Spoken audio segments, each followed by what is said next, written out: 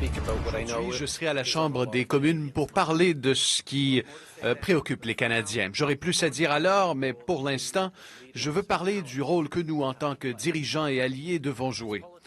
En tant que politiciens, nous devons écouter et apprendre ce qui doit être fait pour lutter contre le racisme, la discrimination et l'injustice. Parce qu'être un allié, c'est regarder attentivement nos systèmes existants et s'engager à faire le travail nécessaire pour les réparer. Notre gouvernement est prêt à agir. Parce que ce qu'on voit en ce moment, ce ne sont pas des cas isolés. C'est le résultat de systèmes qui, beaucoup trop souvent, tolèrent, normalisent et perpétuent l'injustice et l'inégalité à l'endroit des personnes de couleur. Non seulement à l'autre côté de la frontière, mais ici, chez nous, dans nos communautés, dans notre pays. Ça doit cesser. Et les gens qui n'ont jamais subi le racisme ou la discrimination ont un rôle très important à jouer dans tout ça. Nous avons la responsabilité de reconnaître les injustices dans nos vies et de poser des gestes concrets qui témoignent de notre solidarité envers nos concitoyens.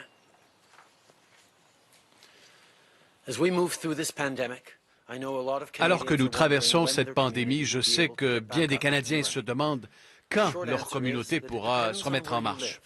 La réponse courte, c'est que cela dépendra de l'endroit où vous vivez, de la façon dont les choses se passent pour votre ville ou votre région.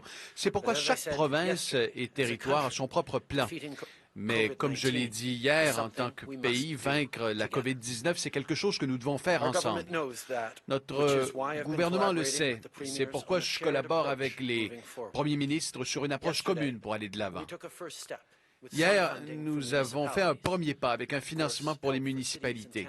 Bien sûr, l'aide aux villes et aux villages n'est qu'une pièce du casse-tête.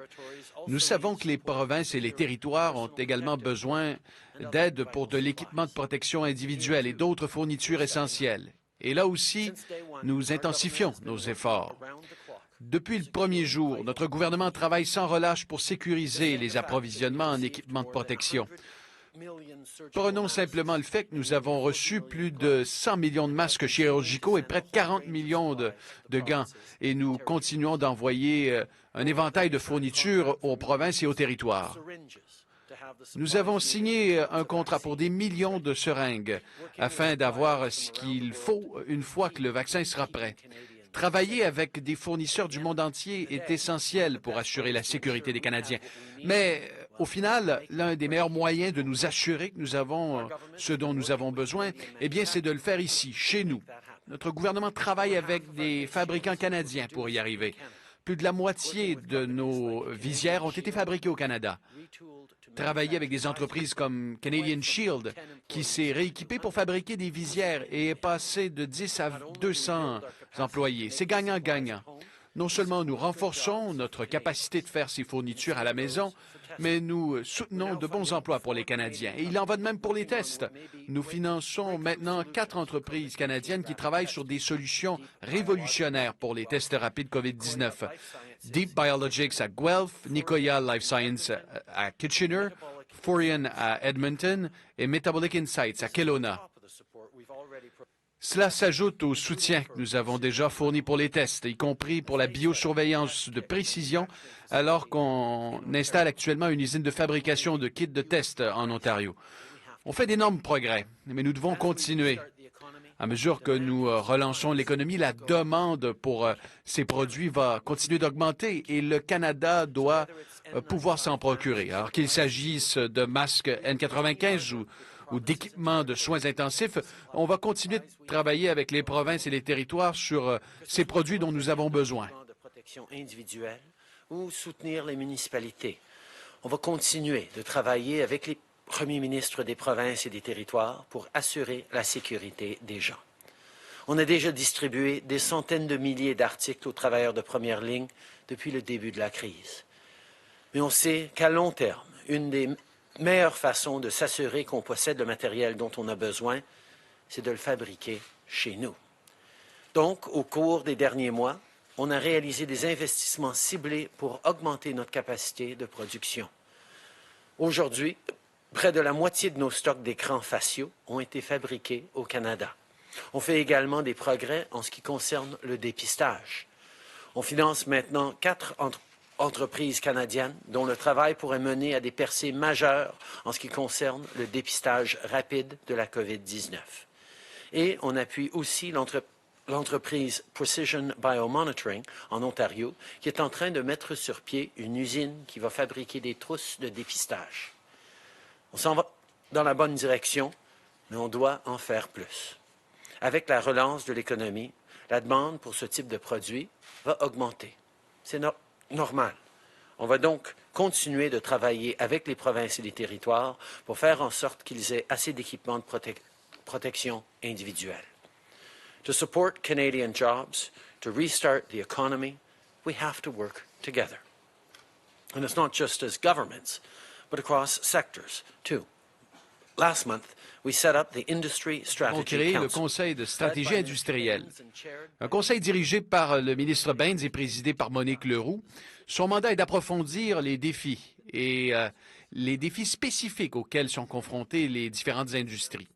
Aujourd'hui, le ministre Baines a annoncé la composition du Conseil, 9 chefs d'entreprise,